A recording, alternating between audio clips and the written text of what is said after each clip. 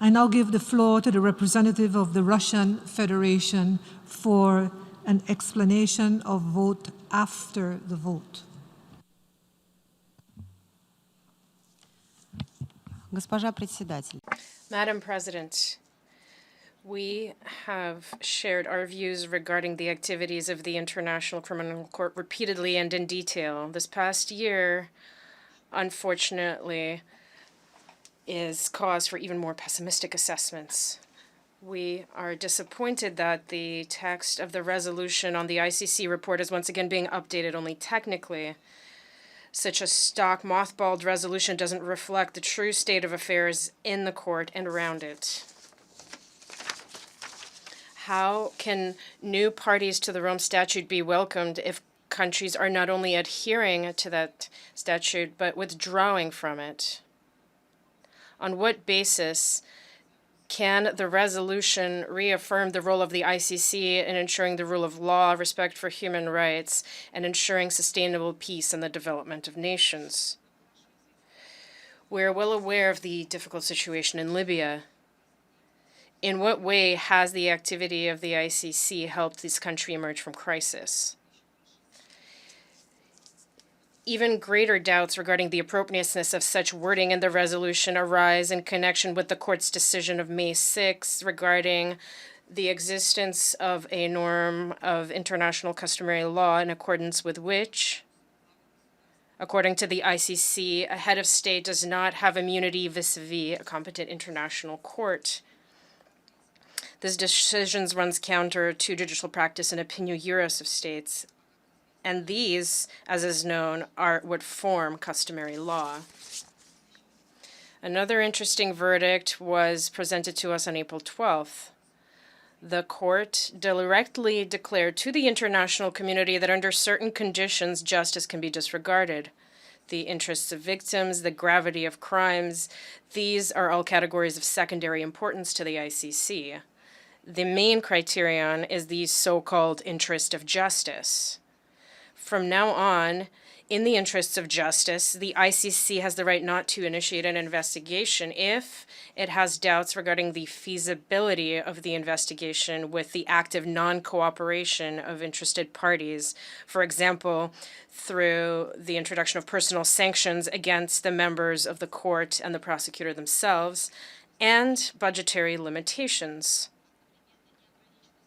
At the same time, neither budgetary limitations nor dubious cooperation prospects are preventing the ICC from groundlessly expanding its jurisdiction, grabbing states that are not parties to the Rome Statute into its orbit.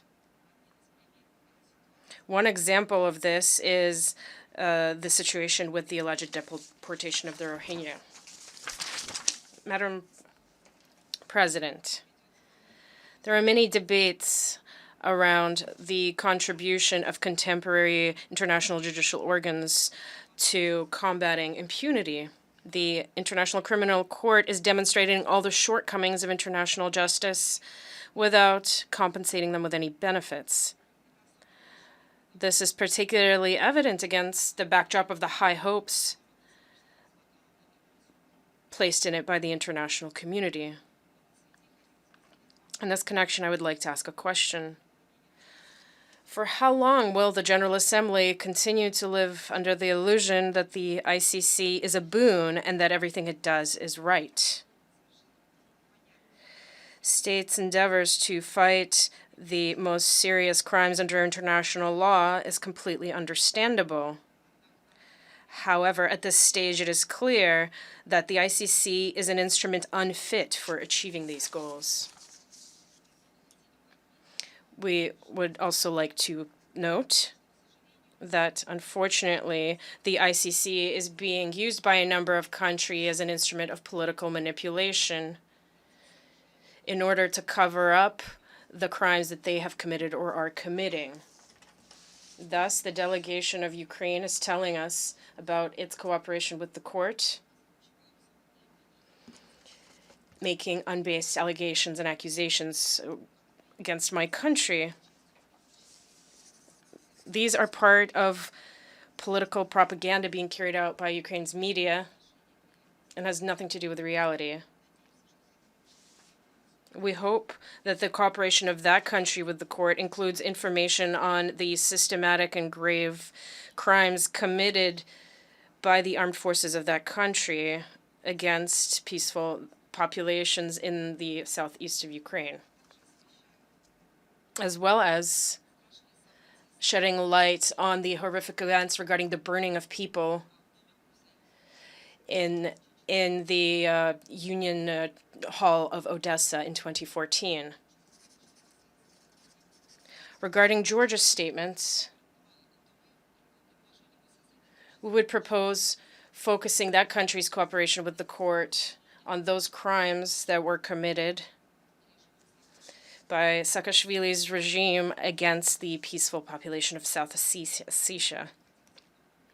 I wish to recall a well-known fact that the events of August 2008 are the results of Saakashvili's regime's attack on the peaceful city of Tsinghval. Madam President, in any situation, it's important not to lose one's sense of reason and to carry out an honest assessment of the situation.